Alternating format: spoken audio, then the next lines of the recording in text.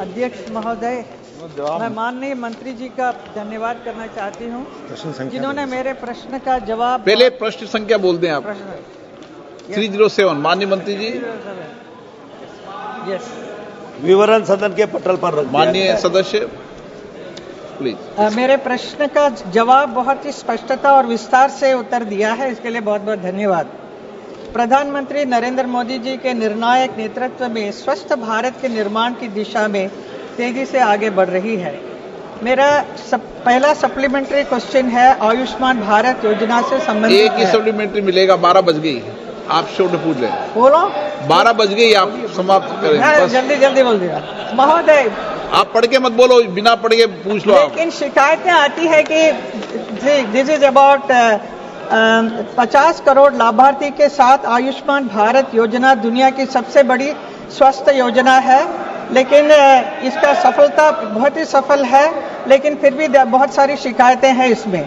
लेकिन शिकायतें यही है कि लाभार्थी के पास आयुष्मान कार्ड होते हुए भी बेड नहीं होने या फिर जरूरी डॉक्यूमेंट नहीं होने के कारण बताकर अस्पताल द्वारा इलाज में मना कर दिया जाता है। इसके कारण आयुष्मान कार्ड होते हुए भी जरूरतमंद लोग पैसे देकर उसी अस्पताल में इलाज कराने को मजबूर हो जाते हैं।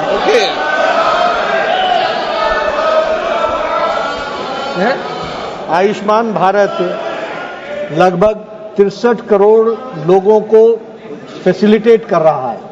कोई केस हो तो आप मुझे अलग से बता दें, but 63 crore people are being given the benefit of Ayushman Arogya Mandir, Ayushman Jan Arogya Yojana, which is the world's largest health coverage program, which we have to understand.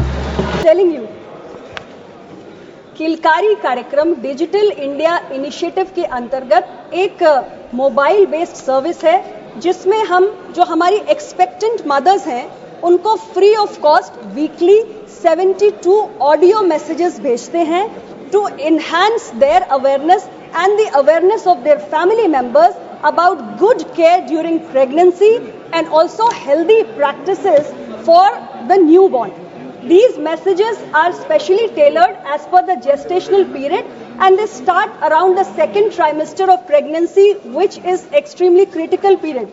Sir, इस किलकारी प्रोग्राम के अंतर्गत अभी जो 27 राज्यों में चलाया जा रहा है, 13 लैंग्वेजेस में चलाया जा रहा है।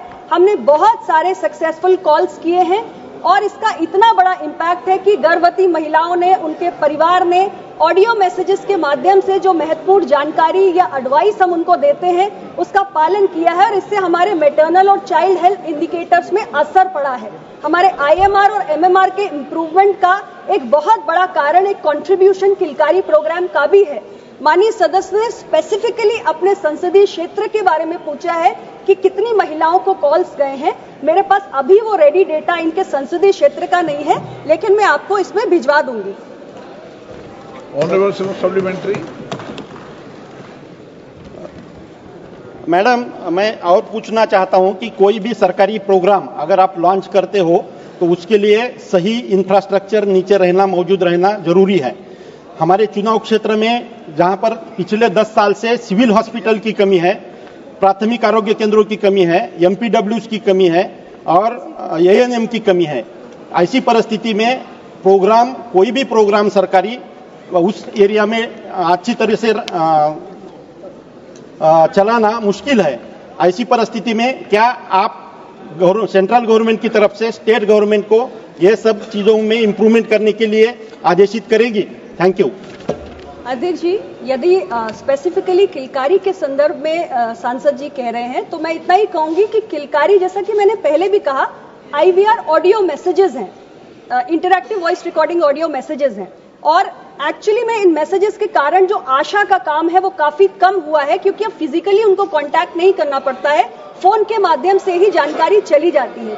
बाकी आपने अपने क्षेत्र में जो सिविल हॉस्पिटल या PHC या आशा के बारे में जो विषय उठाए मल्टीपर्पज वर्कर को लेकर, ये सारे विषय राज्य सरकार से जुड़े हुए हैं। राज्य सरकार NHM में स्टेट PIPs के माध्यम से प्रपोजल भेजते हैं, हम उसके लिए फाइनेंशियल और टेक्निकल सपोर्ट देते हैं।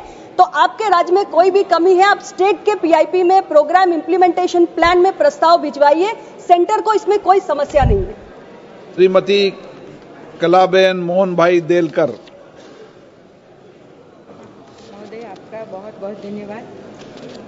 किलकारी योजना 15 जनवरी 2016 को डिजिटल इंडिया की पहल में एक भाग के रूप में शुरू की गई। इस योजना का मुख्य उद्देश्य गर्भवती महिलाओं और नवजात शिशुओं को स्वास्थ्य को बेहतर बनाने के लिए यह योजना महिलाओं को उनके गर्भावस्था, प्रसव और शिशु के जन्म के बाद तक के समय में उचित जानकारी और सहायता प्रदान करती है। ये अच्छी बात है जिसका मैं स्वागत भी करती हूँ। अध्यक्ष महोदय, मैं दादरा नगर हवेली संसदीय क्षेत्र से आती हूँ।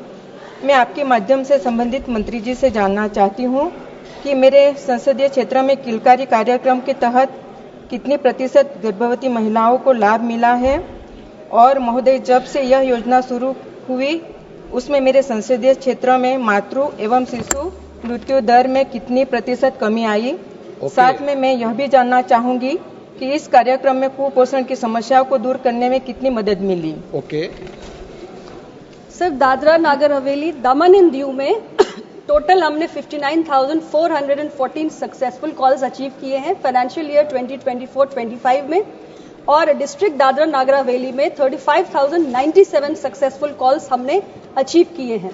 और स्पेसिफिकली आपकी डिस्ट्रिक्ट में कितनी कमी आई है वो स्पेसिफिक डेटा नहीं है सर, लेकिन ओवरऑल इंडिया के अंदर आज मैटरनल मोर्टेलिटी और इन्फेंट मोर्टेलिटी में भारी कमी आई है सर। हमारा जो रेट ऑफ डिक्लाइन है वो आज ग्लोबल रेट ऑफ डिक्लाइन से कहीं ज्यादा है। हमारा एमएमआर 83% से डिक्लाइन किया है, ग्लोबली रेट ऑफ डिक्लाइन 42% है।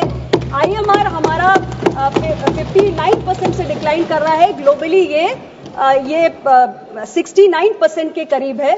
तो हमारे जो नेशनल फिगर्स है वो काफी तेजी से इसमें गिरावट आई है। स्पेसिफिकली आपके डिस्ट्रिक्ट में क्या इसमें गिरावट आई है ये जानकारी मैं उपलब्ध करा दूंगी। श्रीमती मीसा भारती। सर, माइक चालू। सॉरी। बहुत बहुत धन्यवाद अध्यक्ष महोदय।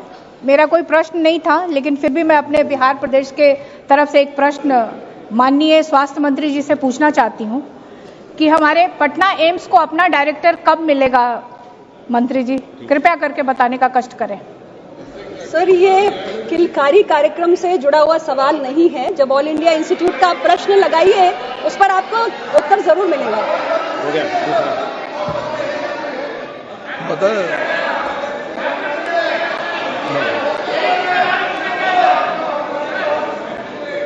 एम्स में डायरेक्टर थे, एक कारण से उनको वहां से हटाया गया है। बहुत जल्द नया डायरेक्टर लगा दिया गया। श्री चंद्रशेखर जी। धन्यवाद अध्यक्ष जी संरक्षण के लिए। मेरा सवाल माननीय मंत्री जी से ये है कि अभी आशा बहनों का जिक्र हुआ, उनके कार्य को हम लोग समझते हैं। मैं आपसे जानना चाहता हूं कि आशा बहनों के मानदेय वृद्धि का कोई कार्यक्रम आपके पास है? उनका वेतन वृद्धि किया जाएगा? वो ऐसे ही मिनिमम वेतन में अपना जीवन जो है बदहाल होता रहेगा? उनका बस मेरा आपसे जानने का ये सवाल है माननीय मंत्री जी कि आशा बहनों के वेतन वृद्धि कोई कार्यक्रम आपके पास है या नहीं? धन्यवाद।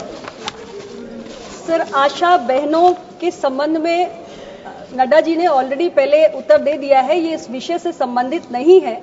मैं सिर्फ इतना ही कहना चाहती हूँ कि आशा हमारी फ्रंटलाइन हेल्थ वर्कर है, जो फर्स्ट पॉइंट ऑफ कांटेक्ट है ग्रामीण महिलाओं, बच्चों के लिए, अन्य लोगों के लिए, स्वास्थ्य सुविधाओं के लिए, और हमारे तमाम कार्यक्रमों के इम्प्रूवमेंट्स में उनका बहुत बड़ा योगदान है।